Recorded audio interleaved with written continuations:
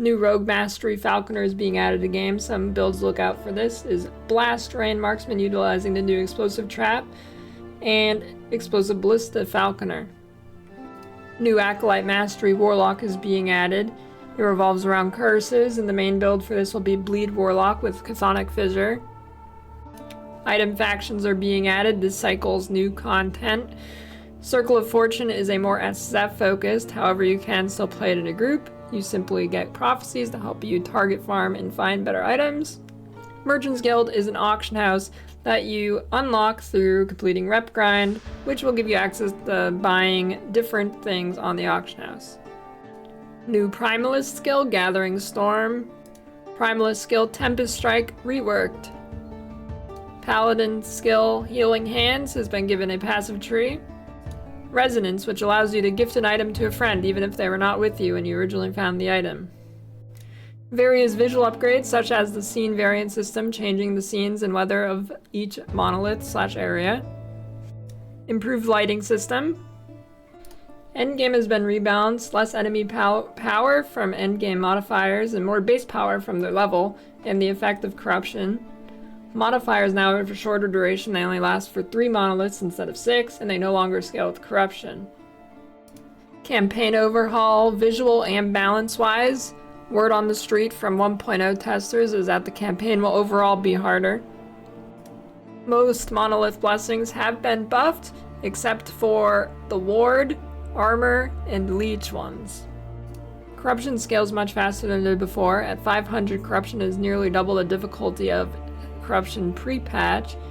However, keep in mind that modifiers on your monoliths now will be much easier as they do not scale with corruption, and they last for a shorter amount of time so they do not stack as much. Monster density normalized, 10% higher in most timelines, and a few timelines were reduced because they were at a much higher rate than the others. Characters below level 50 no longer get bonus XP from monoliths. Full controller support has been added to the game. Various multiplayer improvements, including matchmaking times being improved. New defensive mechanic parry has been added. It is similar to dodge, however it still counts as being hit, so ailments can still be applied to you, and it does not affect damage over time effects. Capped at 75%. Stun avoidance rework. Bosses are no longer able to be pushed around. Various skill and passive balance. I will try and go over what I think are the most impactful, though I might not be completely accurate. Flame rates have been nerfed, however I think the build is probably still very good. Frostwall has been nerfed for Rune Master, no longer allowing mage to have perma flame ward. Rune Master Runic Invocations, Plasma Orb, specifically the orb part does 40% more damage when it hits an enemy, and Hydrohesion deals 25% less damage, increased mana cost by 5, and less targeting range. Ballista deals 50% more damage and has 20% increased attack speed. Shadow Dagger builds have been nerfed. 25% base damage on Shadow Daggers, and a little bit more from various other nerfs. Judgment Pious Offering node nerfed by 50%. Various passive changes to each class.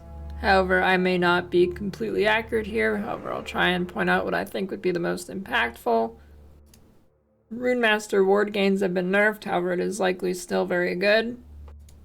Rogue receives a little bit more damage now. Sentinel will now have a little bit more resistance early on. 13 new uniques added to the game.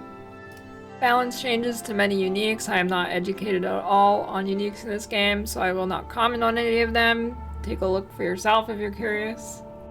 Faction bases have been added with different implicits than existing items. New affixes for gear have been added to the game. New and replaced enemies throughout the campaign. The most notable one is Void Cultists being replaced. These were very deadly very early in the game. Visual updates for many monsters.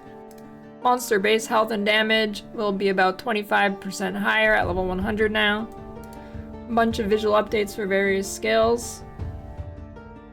UI is updated. Improved translation localization support. Tutorial pop-ups in early zones has been reduced. A bug where some sources of elemental penetration were providing 7 times the amount than was intended. This is big for Rune Master. flurry and detonating arrow bug fix where it would miss a target that it shouldn't, and I assume that it means various other skills that hit invisible walls when you play online mode.